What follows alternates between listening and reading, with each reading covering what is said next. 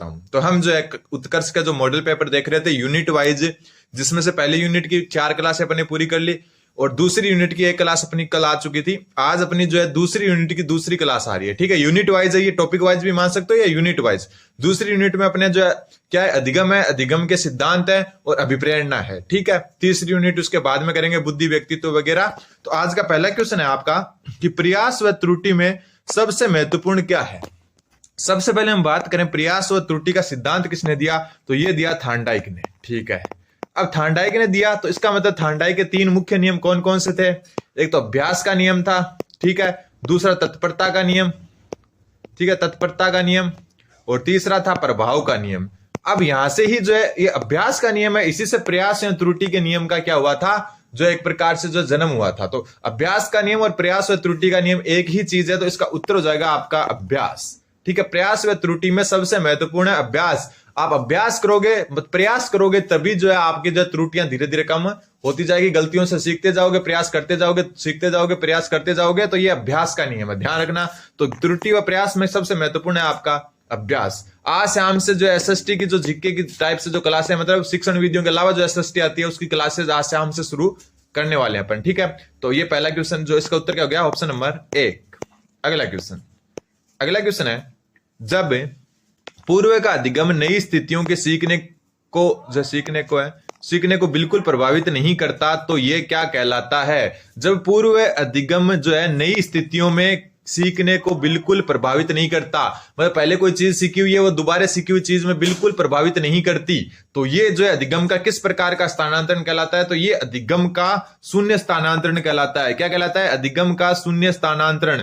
यानी कि पूर्व में कोई चीज सीखी गई है वो आगे आने वाली किसी चीज में किसी भी प्रकार का प्रभाव नहीं डालती। जैसे एक आदमी है वो क्या करता है कि जो है चेस खेल के जो है लूडो खेलता है, तो क्या चेस खेलना लूडो खेलने में किसी भी प्रकार से प्रभावित करता है, तो बिल्कुल नहीं करता। तो नई स्थिति में बिल्कुल भी प्रभावित नहीं करे, इसका मतलब अधिगम का शून्य स्थानांतरण है।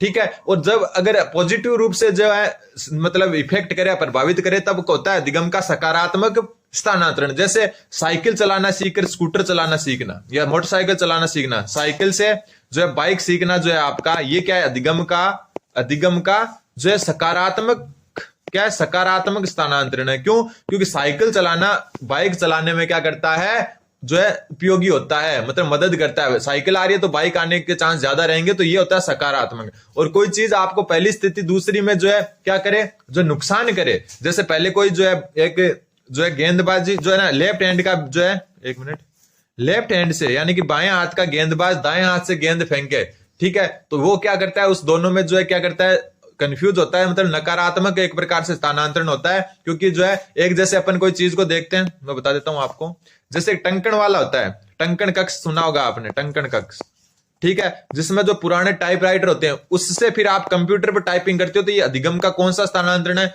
धनात्मक। क्यों, क्योंकि वहां से वहां तक आप जो है उसी चीज की सीखी हुई जो है सेम कीबोर्ड उसमें होता है, तो ये आपका धनात्मक जो है क्या है, स्थानांतरण है। तो ध्यान रखना, जब नई स्थिति पूर्व स्थिति से प्रभावित नहीं हो तो शून्य स्थानांतरण, जब पुरानी स्थिति जो है नई स्थिति में मदद करे तो जो है सकारात्मक स्थानांतरण, जब पुरानी जो स्थिति है वो नई स्थिति में अगर किसी भी प्रकार का जो है मतलब नकारात्मक प्रभाव दे, तो वो क्या हो जाएगा, आपका अधिगम का नकारात्मक प्रभाव। जैसे पिछली बार जो क्वेश्चन आया था कि जो है हाउस का बहुवचन हाउसेज होता है, ठीक है, हाउस का क्या होता है, हाउसेज होता है, तो माउस का जो है एक बच्चा क्या कर देता है, माउसेज कर देता है, ये हो गया नकारात्मक स्थानांतरण। क्यों, क्योंकि माउस का होता है माइस, क्या होता है, माइस, तो ये जो है क्यों, क्योंकि अपने हाउस का हाउसेज पढ़ा तो अपने क्या एक सीख लिया, फिर माउस का माउसेज कर दिया, जबकि माउस का क्या होता है, माइस होता है, तो ये अधिगम का नकारात्मक क्या हो गया, प्रभाव हो गया, नकारात्मक स्थानांतरण हो गया। क्यों, क्योंकि दोनों एक जैसे वर्ड है लेकिन बहुवचन अलग अलग टाइप से हो रखे हैं, तो इस हिसाब से जो है आपके जो है ये नकारात्मक होता है, जो पहली स्थिति दूसरी में बाधा उत्पन्न करे। मतलब पहले अपन ने ये सीखा और दोबारा इसका भी जो है इसके हिसाब से ये माउसेज कर दिया, तो इसका माइस होना था, तो ये हो गया नकारात्मक स्थानांतरण। अगला क्वेश्चन है, थोड़ा छोटा करना पड़ेगा इस क्वेश्चन को क्योंकि बड़ा क्वेश्चन है, कि अधिगम व परिपक्वता के संबंध में निम्न में से कौन सा कथन सत्य है। अधिगम व परिपक्वता के संबंध में निम्न में से कौन सा कथन सत्य है। तो अधिगम एवं परिपक्वता के संबंध में निम्न में से कौन सा कथन क्या है, सत्य है? यदि मानव विकास केवल परिपक्वता से होता तो मनुष्य केवल निम्नतम तक ही सीमित रह जाता। बिल्कुल सही बात है।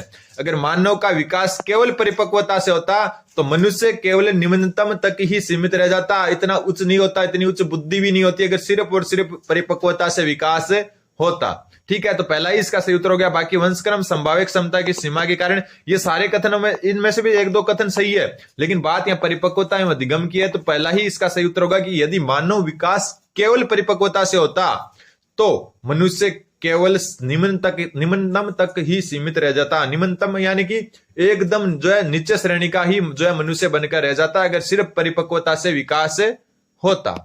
अगला क्वेश्चन है, यदि आपकी कक्षा का बच्चा सी को डी और डी को सी पढ़े तो वह कौन से रोग से पीड़ित है? सी को डी पढ़े, डी को सी पढ़े तो वह आपका डिसलेक्सिया से पीड़ित है। ध्यान रखना, यह भी एक अच्छा क्वेश्चन है कि आपकी क्लास का एक बच्चा सी को डी और डी को सी पढ़े तो इसका मतलब है वो डिसलेक्सिया से क्या है, ग्रसित है। डिसलेक्सिया होता है पठन में विकार, पठन संबंधी विकार, पठन संबंधी विकार। ठीक है, ध्यान रखना। अगला क्वेश्चन है, सीखने से संबंधित तथ्य निम्नलिखित में से नहीं है। सीखने से संबंधित तथ्य निम्नलिखित में से कौन से नहीं है? सबसे पहला, सीखना व्यवहार में परिवर्तन है। बिल्कुल सही बात है। सीखना केवल विद्यालय में होता है। मैं बार बार कह चुका कि केवल शब्द जब आ जाए ना आपके तो वो हमेशा नेगेटिव सेंस में जाता है साइकोलॉजी में, और यहाँ पर नहीं आया तो नहीं पूछा था कि कौन सा जो सीखने यानी कि अधिगम से संबंधित नहीं है। तो सीखना केवल विद्यालय में नहीं होता, सीखना हर जगह होता है, घर पर, परिवार में, दोस्तों से, मित्रों से। ठीक है, सबसे अपन क्या सीखते हैं, तो केवल विद्यालय में नहीं होता, सीखना जो है विद्यालय के बाहर भी होता है। सीखना व्यक्तित्व के सर्वांगीण विकास में सहायक होता है। बिल्कुल, सीखना एक सार्वभौमिक प्रक्रिया है। बिल्कुल सही है, लेकिन उत्तर 2 जो है वो गलत है और अपने को नहीं बताना था, तो उत्तर हो जाएगा ऑप्शन नंबर 2। अगला क्वेश्चन है आपका, कौन सा सिद्धांत व्यक्त करता है कि मानव मस्तिष्क एक बर्फ के बड़ी चट्टान के समान है जो कि अधिकांशतः छिपी रहती है एवं उसमें चेतन के 3 स्तर होते हैं? तो देखो, मानव मस्तिष्क की बर्फ से तुलना करना और चेतन के 3 स्तर बताना किसका काम है? फ्राइड का, सिगमंड फ्राइड का। और सिगमंड फ्राइड का सिद्धांत कौन सा था? मनोविश्लेषणात्मक सिद्धांत। तो ऑप्शन नंबर 3 इसका सही उत्तर हो जाएगा सिगमंड फ्राइड, जिन्होंने मानव मस्तिष्क की तुलना जो है बर्फ की बड़ी चट्टान से की थी। ठीक है, और इन्होंने जो है चेतन के 3 जो है स्तर बताए थे। तो ये सारे आपके मनोविश्लेषणात्मक सिद्धांत से संबंधित हैं। अगला क्वेश्चन है, जिन इच्छाओं की पूर्ति नहीं होती उनका भंडार गृह निम्नलिखित में से कौन सा है? मतलब कुछ इच्छाएं होती है मनुष्य की, उनकी पूर्ति नहीं होती तो वो क्या होता है, उनको धीरे धीरे भूल जाता है। दमित इच्छाओं का जो भंडार गृह होता है वो किसको कहते हैं? तो वो कहते हैं आईडी को या इदम को। किसको कहेंगे? इदम को या आईडी को जो है उन जो है दमित इच्छाओं का भंडार गृह कहेंगे, या ऐसी इच्छाएं जिनकी पूर्ति नहीं होती उनका भंडार गृह किसको कहेंगे? इदम को कहेंगे। ध्यान रखना। अगला क्वेश्चन है इजी क्वेश्चन, क्योंकि टॉपिक वाइज है तो कुछ इजी क्वेश्चन भी आएंगे। मनोविश्लेषणवादी सिद्धांत के प्रवर्तक, तो अभी ऊपर बात करके आ चुके अपन, सिगमंड फ्राइड जो है मनोविश्लेषणवादी सिद्धांत के प्रवर्तक है। इनके अलावा इनका एक मनोलैंगिक सिद्धांत पे ध्यान रखना, दोनों अलग अलग चीज है। मनोलैंगिक में इन्होंने 5 अवस्थाएं बताई। मनोलैंगिक में जो है 5 अवस्थाएं बताई इन्होंने मनुष्य की, जो है 5 अवस्थाएं बताई, जिसमें सबसे पहली गुद्दी जो मुख्य अवस्था, फिर गुद्दी अवस्था, सुप्तावस्था। ठीक है, जो है सुप्तावस्था से पहले होती है लैंगिक अवस्था, फिर सुप्तावस्था, फिर होती है जनेंद्रिय अवस्था।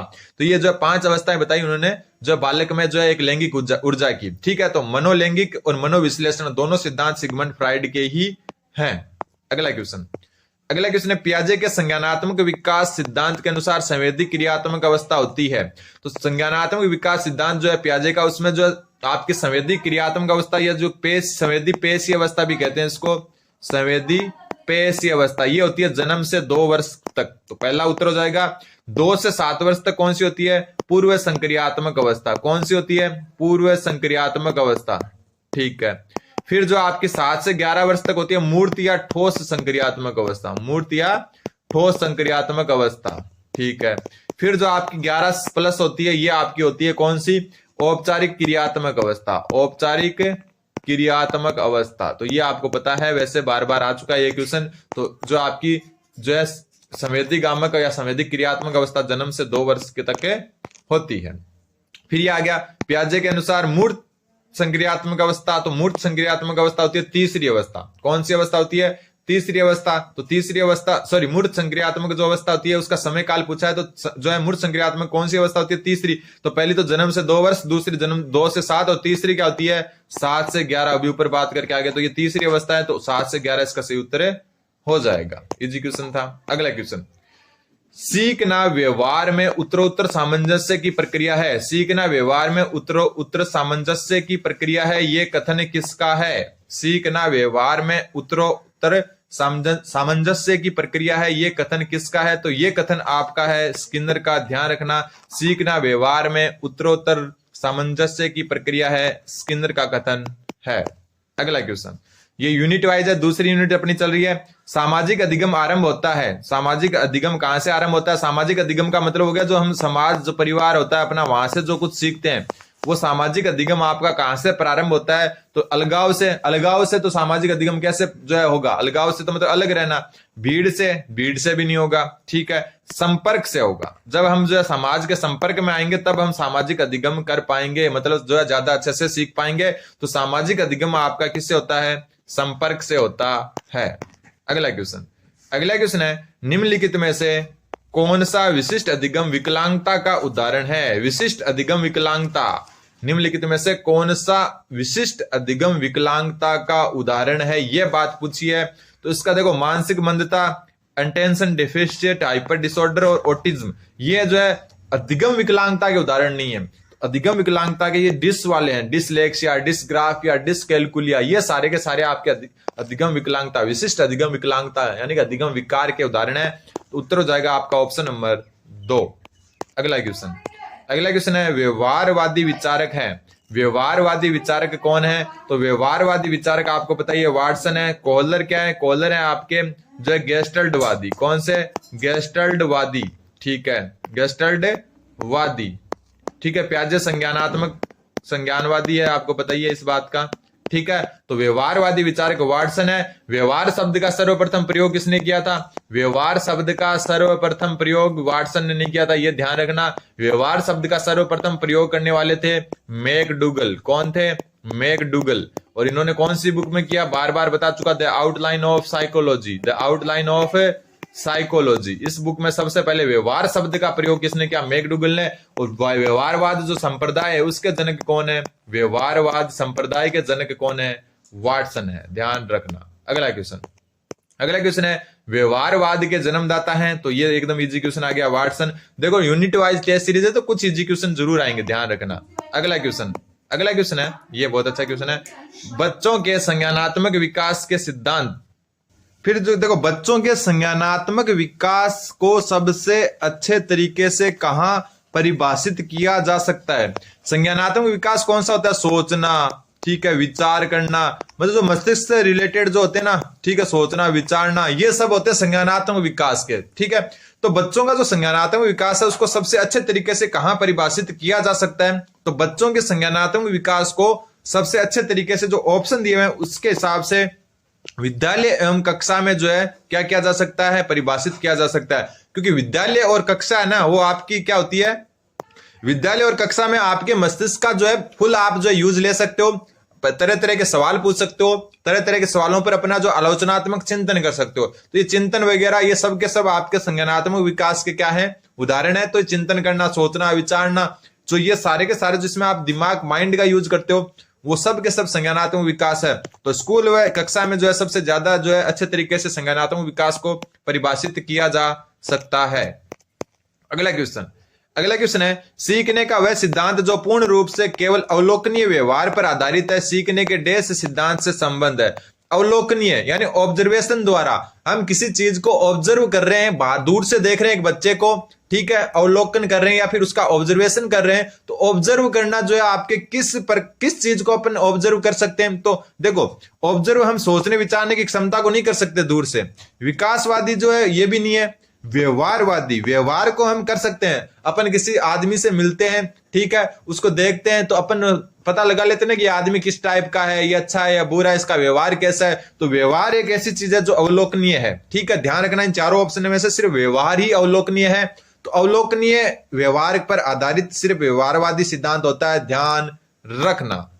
अगला क्वेश्चन, अधिगम निर्योग्यता का लक्षण है। अधिगम निरोगता का क्या लक्षण है? अच्छा क्वेश्चन है। भागने की प्रवृत्ति होना, तो ये तो नहीं है। अशांत ऊर्जावान व विध्वंसक होना, तो ये भी अधिगम निरोगता का लक्षण नहीं है। ये संवेगात्मक हो सकता है, आप ऊपर नीचे हो। अवधान संबंधी विकार, बिल्कुल अवधान संबंधी विकार आपकी लर्निंग डिसेबिलिटी यानी कि अधिगम निरोगता को लक्षण है या परिभाषित करता है। कौन सा? अवधान संबंधी विकार। अभिप्रेरणा का अभाव, यह भी अधिगम निरोगता का लक्षण नहीं है। सिर्फ और सिर्फ आपका ऑप्शन नंबर 3 इसका सही उत्तर होगा। अगला क्वेश्चन है, एक क्रिकेट खिलाड़ी अपनी गेंदबाजी के कौशल को विकसित कर लेता है पर वह उसका बल्लेबाजी के कौशल को प्रभावित नहीं करता, इससे कहते हैं। तो अपन ऊपर बात कर चुके कि एक चीज दूसरे को अगर प्रभावित नहीं करिए तो अधिगम का शून्य स्थानांतरण है। तो उत्तर हो जाएगा ऑप्शन नंबर 3, शून्य प्रशिक्षण अंतरण या स्थानांतरण। क्यों? क्योंकि यहां पर बात क्या हो रही है कि गेंदबाजी का कौशल विकसित कर लेता है, वह उसके बल्लेबाजी के कौशल को प्रभावित नहीं करता, तो इसे क्या कहेंगे? पहले को प्रभावित, दूसरे को पहला प्रभावित नहीं कर रहा, तो ये क्या हो गया? शून्य अंतरण हो गया। बाई चांस ये ऐसे क्वेश्चन होता है कि क्रिकेट का खिलाड़ी अपनी गेंदबाजी के कौशल को विकसित कर लेता है लेकिन बल्लेबाजी के कौशल को भूल जाता है, तो किस प्रकार का अंतरण है? फिर हो जाता कौन सा? निषेधात्मक या नकारात्मक। कौन सा? निषेधात्मक या नकारात्मक हो जाता। क्यों? क्योंकि वो क्या, गेंदबाजी करना तो सीख गया लेकिन बल्लेबाजी को भूल गया। लेकिन यहां पर बोला कि बल्लेबाजी को प्रभावित नहीं कर रहा, तो मतलब क्या हो गया? शून्य स्थानांतरण। अगला क्वेश्चन है, सीखने की प्रथम अवस्था में सीखने की गति होती है। सीखने की प्रथम अवस्था अगर हम शेषावस्था को माने तो आपको पता है शेषावस्था में हर चीज की गति क्या होती है? तीव्र होती है। तो इसमें क्या होगी? तेज गति होगी। ठीक है, सीखने की प्रथम अवस्था में सीखने की गति बहुत तेज होती है। ठीक है, जो बालक होता है ना, बचपन शुरुआत का जो 7-8 साल में है ना, बच्चा बहुत कुछ सीखता है। ठीक है, उसके बाद में इतना नहीं सीख पाता। उसका जो मेन जो बेस है वो वहीं से बन जाता है कि बच्चे का व्यवहार आगे जाकर क्या रहने वाला है। तो तेज इसका सही उत्तर हो जाएगा। फिर देखो ये उदाहरण में दे चुका, साइकिल चलाने वाला स्कूटर चलाना शीघ्र ही सीख लेता है। यह है, साइकिल चलाना स्कूटर चलाने में मदद कर रहा है, मतलब जो है अधिगम का क्या हो गया? धनात्मक या सकारात्मक स्थानांतरण हो गया। क्या हो गया? धनात्मक या सकारात्मक स्थानांतरण। ऑप्शन नंबर 4 इसका सही उत्तर हो जाएगा। अगला क्वेश्चन है आपका, देखो थोड़ा छोटा कर लेते हैं। क्रिस्टियाना अपनी कक्षा को क्षेत्र भ्रमण पर ले जाती है, मतलब कोई अध्यापिका है वो अपनी कक्षा को क्या ले जाती है? क्षेत्र भ्रमण पर, टूर पर ले जाती है। और वापस आने पर वह अपने विद्यार्थियों के साथ भ्रमण पर चर्चा करती है। टूर पर जाने के बाद वापस स्कूल में आते हैं तो उस पर चर्चा करती है कि क्या कैसे हुआ। तो ये किसकी ओर संकेत करता है? सबसे पहला सीखने का आकलन, सीखने के लिए आकलन, आकलन के लिए सीखना, आकलन का सीखना। तो आकलन का सीखना और सीखने के लिए आकलन के लिए सीखना जो है, ये दोनों तो कैंसिल हो गए। क्यों? क्योंकि पहले जो है आकलन तो आता ही नहीं है। ठीक है, अब देखो वो क्या क्षेत्र भ्रमण पर ले जाती है, वापस स्कूल में आकर जो भ्रमण के पर चर्चा करती है, इसका मतलब ये हो गया सीखने का आकलन। मतलब ये एक प्रकार का योगात्मक आकलन हो गया। योगात्मक आकलन क्या होता है? कोई चीज पूरी करने के बाद में, भ्रमण करने के बाद में पूछ रही है, भ्रमण के दौरान पूछती। जैसे मान लो कोई जो है अपन एक जो है चिड़ियाघर का जो है भ्रमण करते हैं, वहां पर जो है मान लो आप शेर देख रहे हो और हाथों हाथ टीचर पूछता है बच्चे से शेर के बारे में 2 बातें बताओ, ये क्या होता है, शाकाहारी होता है, मांसाहारी होता है। तो ये हो जाता है सीखने के लिए आकलन, क्योंकि हाथों हाथ आप जो है उसका आकलन कर रहे हो रचनात्मक टाइप से। लेकिन यहाँ पर तो फिर आप चिड़ियाघर देखकर वापस स्कूल आ जाते हो और अगले दिन बच्चे से पूछते हो कि वो शेर कैसा लगा, शेर के बारे में 2 बताओ।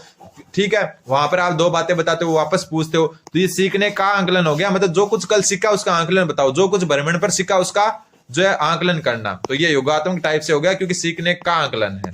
अगला क्वेश्चन, कम गति से सीखने वाले बच्चों के लिए अध्यापक को क्या करना चाहिए? तो कम गति से सीखने वाले बच्चों को टोली शिक्षण यानी सामूहिक शिक्षण करवाना चाहिए, बिल्कुल। अतिरिक्त ध्यान व शिक्षण, बिल्कुल। प्रोत्साहन करना चाहिए, प्रोत्साहित करना चाहिए, मोटिवेट भी करना चाहिए और प्रोत्साहित भी करना चाहिए। तो इनमें से सभी इसका सही उत्तर हो जाएगा। और आज का लास्ट क्वेश्चन है इसका कि शिक्षण अधिगम प्रक्रिया को प्रारंभ करने से पहले एक कुशल अध्यापक को क्या करना चाहिए? मतलब जैसे पढ़ाना स्टार्ट करो आप, उससे पहले एक अध्यापक को क्या करना चाहिए? छात्रों को दंडित करना चाहिए? बिल्कुल नहीं करना चाहिए। चुटकुले सुनाने चाहिए? बिल्कुल नहीं। अधिगम परिस्थितियां उत्पन्न करनी चाहिए? तो बिल्कुल सही बात है, अधिगम परिस्थितियां जो है उत्पन्न करनी चाहिए। आराम करना चाहिए? बिल्कुल नहीं, आराम हराम है। ठीक है, तो ऑप्शन नंबर 3 इसका सही उत्तर हो जाएगा। तो ये जो है आज के इंपॉर्टेंट 24 क्वेश्चन थे जो है 2nd यूनिट के, यानी आपके साइकोलॉजी की यूनिट नंबर 2 के।